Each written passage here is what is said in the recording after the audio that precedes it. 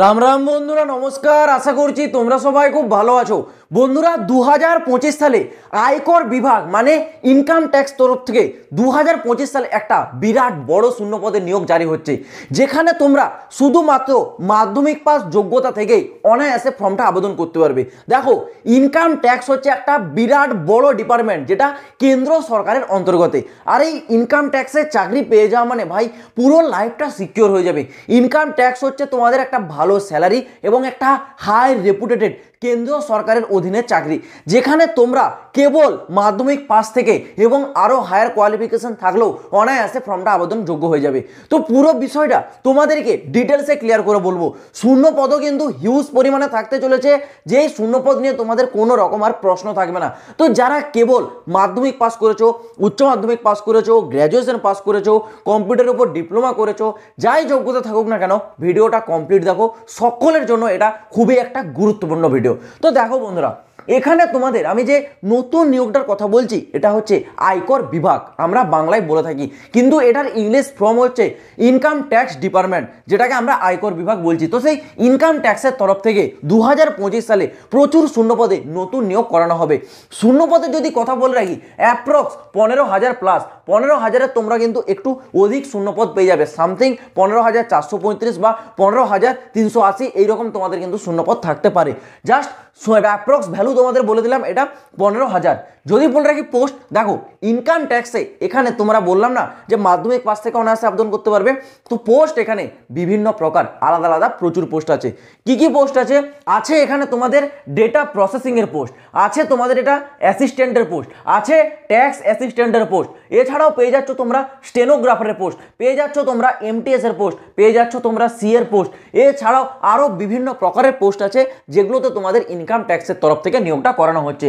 যদি বলে রাখি শিক্ষাগত যোগ্যতা মানে এডুকেশন কোয়ালিফিকেশনটা কি চেয়েছে, দেখো এডুকেশন কোয়ালিফিকেশন এখানে তোমরা সিম্পল 10 পাসও আবেদন করতে পারবে। 10 পাসে তোমরা এমটিএস এর মতো পোস্ট পেয়ে যাবে। এছাড়াও 12 পাসে তোমরা এখানে পেয়ে যাচ্ছ অ্যাসিস্ট্যান্টের মতো পোস্টগুলো। এবং যারা গ্র্যাজুয়েশন পাস করেছো বা যারা এখানে কম্পিউটারের উপর ডিপ্লোমা করেছো, তোমাদের জন্য সি এর পোস্ট থাকবে, ট্যাক্স অ্যাসিস্ট্যান্টের পোস্ট থাকবে, ডেটা প্রসেসিংয়ের পোস্ট থাকবে, এই ধরনের পোস্টগুলো পেয়ে যাবে। এখানে 12 পাসে তোমরা স্টেনোগ্রাফারের পোস্ট পেয়ে যাবে। তো বিভিন্ন রকম কোয়ালিফিকেশন অনুযায়ী বিভিন্ন প্রকারের পোস্ট আছে, প্রতিটা পোস্টের জন্য কোয়ালিফিকেশন তোমাদের কিন্তু আলাদা আলাদা চাওয়া হবে। পরবর্তীতে তোমাদের আছে বয়স সীমা বা এজ লিমিট। দেখো এজ লিমিটটা বলেছে 18 থেকে 40 বছর। 18 থেকে 40 বছরটা কিন্তু এখানে যতগুলো পোস্ট আছে সব পোস্টের জন্য নয়। যদি তোমরা এমটিএস পোস্টে যাও এটা কিন্তু 18 থেকে 40 নয়, তখন এটা 18 থেকে 25 বছর হয়ে যাবে। আবার তোমরা যদি এখানে স্টেনোগ্রাফারে যাও সেটা তখন 18 থেকে তোমাদের 30ও হয়ে যেতে পারে। যদি তোমরা এখানে চলে যাও অ্যাসিস্ট্যান্ট, ট্যাক্স অ্যাসিস্ট্যান্ট, এইসব পোস্টের জন্য 18 থেকে 40 বছর বয়সটা কিন্তু ধার্য করা আছে। তো এখানে বিভিন্ন পোস্ট ওয়াইজও কিন্তু এখানে এজটাও আলাদা আলাদা রকম কিন্তু এখানে ভ্যারি করে। জাস্ট এখানে বলে দেওয়া হয়েছে সর্বনিম্ন 18 এবং সর্বোচ্চ 40 পর্যন্ত এখানে আবেদনটা করতে পারবে। এই গেল তোমাদের বয়স সীমা। এইবার আছে তোমাদের এখানে স্যালারি বা বেতন মূল্য কত টাকা দেওয়া হবে। দেখো এখানে বেতনটা বলেছে সর্বনিম্ন যেটা থাকবে, মানে সর্বনিম্ন মানে 10 পাস যোগ্যতার যে পোস্ট, সেই পোস্টের জন্য সর্বনিম্ন স্যালারি থাকবে 18,000 টাকা এবং টোটাল সর্বোচ্চ বলেছে 1,42,000 টাকা। মানে এখানে তোমরা যদি ট্যাক্স অ্যাসিস্ট্যান্টের পোস্টে যাও বা অ্যাসিস্ট্যান্টের পোস্টে যাও তখন এখানে স্যালারি কিন্তু তোমাদের অনেক বেশি, সেটা কিন্তু 70 থেকে 80,000ও তোমাদের স্যালারি থাকে। ওকে, কারণ ইনকাম ট্যাক্সের স্যালারি কিন্তু একটু হাই লেভেলেরই হয়। তো এইরকম তোমাদের এখানে সর্বনিম্ন এবং সর্বোচ্চ উল্লেখ করে দিয়েছে, যেটা সর্বনিম্ন 18,000, সর্বোচ্চ 1,42,000 টাকা স্যালারি। এবার পরবর্তী বিষয় তোমাদের সিলেকশন প্রসেস বা নিয়োগ প্রক্রিয়া, এটা কিভাবে করানো হয়। নিয়োগ প্রক্রিয়াও খুবই সিম্পল প্রসেস থাকে। কীরকম প্রসেসটা থাকে? প্রথমে হয় তোমাদের একটি রিটার্ন এক্সাম, তারপর হয় তোমাদের পার্সোনাল ইন্টারভিউ, তারপর হয় ডকুমেন্টস ভেরিফিকেশন। আবার এই পার্সোনাল ইন্টারভিউটা কিন্তু সব পোস্টের জন্য হয় না। যেমন এখানে মাধ্যমিক পাসের এমটিএস, এখানে কিন্তু তোমাদের হয় না পার্সোনাল ইন্টারভিউ। তারপর স্টেনোগ্রাফার, এখানে কিন্তু পার্সোনাল ইন্টারভিউ হয় না, কিন্তু স্টেনোগ্রাফারের কাজ কি? স্টেনোগ্রাফ যে বিভিন্ন প্রকার ডকুমেন্টস এন্ট্রি করা বা এই ধরনের। তো সেই কারণে স্টেনোগ্রাফারে কিন্তু একটা স্টেনোগ্রাফির টেস্ট দিতে হয়, মানে একটা টাইপিং টেস্ট দিতে হয়। এরও কিন্তু তোমাদের ইন্টারভিউ হয় না। Assistant, data processing, tax assistant, এইসব পোস্টে কিন্তু পার্সোনাল ইন্টারভিউটা হয়। ওকে, তারপর হবে তোমাদের একটা ডকুমেন্টস ভেরিফিকেশন। ডকুমেন্টস ভেরিফিকেশন হয়ে যাওয়ার পর তোমাদের ফাইনাল মেরিট লিস্টটা কিন্তু জারি হবে। তো এই থাকছে তোমাদের সিলেকশন প্রসেস। এবার পরবর্তীতে তোমাদের কিছু এখানে ইম্পর্টেন্ট ডকুমেন্টসের কথা বলে রাখি, দেখো যেহেতু তোমাদের ফর্মটা এখনও আবেদন শুরু হয়নি, তো হাতে এখনও সময় আছে, এই ডকুমেন্টসগুলো তোমাদেরকে কিন্তু এখন রেডি করে রাখতে হবে, কারণ এই ডকুমেন্টস না হলে তোমরা কিন্তু ডকুমেন্টস ভেরিফিকেশন কেন ফর্মটা আবেদনও তোমরা করতে পারবে না। এই কারণে বলছি দেখে রাখো কী কী ডকুমেন্টস। প্রথম ডকুমেন্টস বলেছে date of birth proof. Date of birth proof হিসেবে তোমরা অনেকগুলো জিনিস শো করতে পারো, আধার কার্ড শো করতে পারো, তোমরা চাইলে তোমাদের মাধ্যমিকের অ্যাডমিট বা মার্কশিটও তোমরা শো করতে পারো, ঠিক আছে। তো যে কোনো একটা তোমরা ডেট অফ বার্থ প্রুফ হিসেবে তোমরা এখানে শো করবে। পরবর্তীতে বলেছে কোয়ালিফিকেশন সার্টিফিকেট, মানে তোমাদের যোগ্যতা কি, সেই যোগ্যতার সার্টিফিকেটটা তোমাদেরকে দেখাতে হবে। ধরো তুমি এমটিএস পোস্টে আবেদন করেছো মাধ্যমিক পাস যোগ্যতায়, তাহলে তোমার মাধ্যমিকের সমস্ত ডিটেলস, মাধ্যমিকের অ্যাডমিট, মাধ্যমিকের সার্টিফিকেট, মার্কশিট, এগুলো সমস্ত কিছু তোমাদেরকে শো করতে হবে। আবার যারা গ্র্যাজুয়েশন পাস করে নিয়েছো, গ্র্যাজুয়েশনের সার্টিফিকেট, মার্কশিট, এগুলো তোমরা কিন্তু শো করবে। ওকে, পরবর্তীতে বলেছে তোমাদের আইডি প্রুফ। আইডি প্রুফ হিসেবে অনেকগুলো জিনিস আছে, যেমন তোমাদের আধার কার্ড আছে, ভোটার কার্ড আছে, প্যান কার্ড আছে, ড্রাইভিং লাইসেন্স আছে, আবার পাসপোর্ট আছে।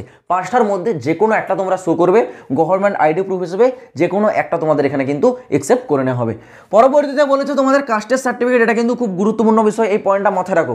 যারা কাস্টের ক্যান্ডিডেট আছো, যারা এসটি এসসি আর যারা ওবিসি, তোমাদের যে সেন্ট্রালের কাস্টের সার্টিফিকেট সেটা কিন্তু লাগবে। স্টেট গভর্নমেন্টের সার্টিফিকেট কিন্তু এখানে চলবে না, কারণ এই ইনকাম ট্যাক্স হচ্ছে কেন্দ্র সরকারের চাকরি, আর এখানে যে ভ্যাকেন্সি এটাও কিন্তু আলাদা আলাদা স্টেট ওয়াইজ কিন্তু ভাগ করে দেওয়া থাকে। ওকে, আমাদের পশ্চিমবঙ্গের জন্য কত শূন্যপদ, ত্রিপুরার জন্য কত শূন্যপদ, আসামের জন্য কত শূন্যপদ, এগুলো কিন্তু ভাগ করে দেওয়া থাকে। ইভেন এর যে ফাইনাল পোস্টিং, মানে তোমাদের যে চাকরির লোকেশন যেটা হবে, সেটাও কিন্তু তোমরা তোমাদের রাজ্যে পেয়ে যাবে। যদি আমাদের পশ্চিমবঙ্গের বাসিন্দা হও তোমরা, আমাদের পশ্চিমবঙ্গের যে রিজনাল অফিসগুলো রয়েছে সেখানে তোমরা পোস্টিং পেয়ে যাবে। যারা ত্রিপুরার ক্যান্ডিডেট তারা হচ্ছে পেয়ে যাবে আগরতলাতে, যারা আসামের তারা পেয়ে যাবে গুয়াহাটিতে, নিজের নিজের রাজ্যে পেয়ে যাবে, ঠিক আছে।